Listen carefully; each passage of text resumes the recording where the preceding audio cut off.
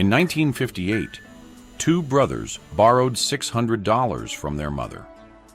14 years later, they had 1,000 Pizza Hut restaurants. But here's what made that possible. They didn't build 1,000 restaurants. They built a system that allowed other people to build them.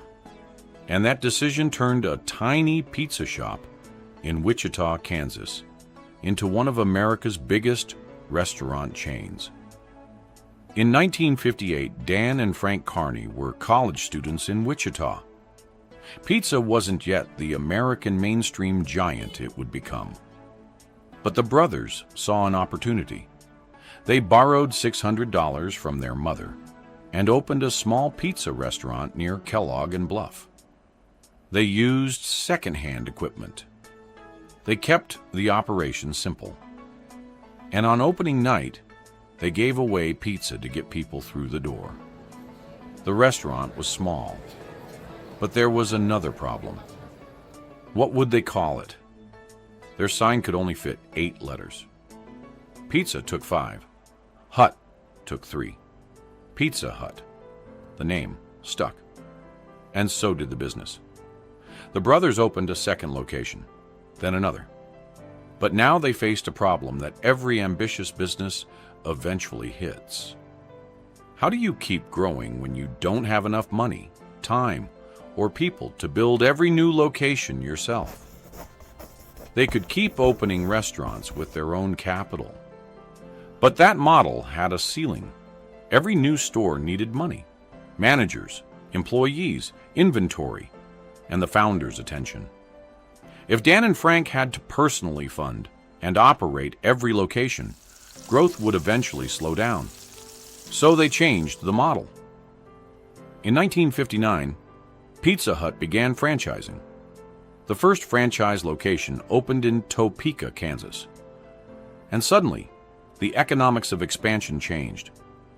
Pizza Hut didn't have to pay for every new restaurant itself. Independent franchisees could invest their own money and operate locations using the Pizza Hut brand and business model. The franchisees brought the capital. They brought local management. They took on much of the operational responsibility. Pizza Hut provided the brand, the system, and the framework. That was leverage. The Carneys weren't just opening restaurants anymore. They were creating a machine for opening restaurants. But franchising created a new problem: consistency. If customers walked into a Pizza Hut in Kansas, they couldn't get one experience, and then walk into another Pizza Hut and get something completely different. The brand had to be repeatable. So Pizza Hut developed the operating systems, management structure, training, and standards needed to support a growing franchise network. And that is where the real scalability came from. Not the pizza, the system. By 1966, Pizza Hut had reached 145 restaurants. 8 years earlier, there had been 1. Then growth accelerated. By 1971, Pizza Hut had become the world's largest pizza chain, based on sales and number of restaurants. And in 1972, the company opened its 1,000th restaurant, 14 years after 2 college brothers borrowed $600 from their mother. That's the part of the story worth remembering. The breakthrough wasn't simply creating a popular pizza restaurant. It was creating a business model that could be replicated. 1 location could become 2. 2 could become 10. 10 could become hundreds. Because the founders didn't have to personally build every store. Other entrepreneurs could do it with them. That's the difference between owning a business and building a scalable business. The Carney brothers started with $600. But they didn't try to turn $600 into 1,000 restaurants themselves.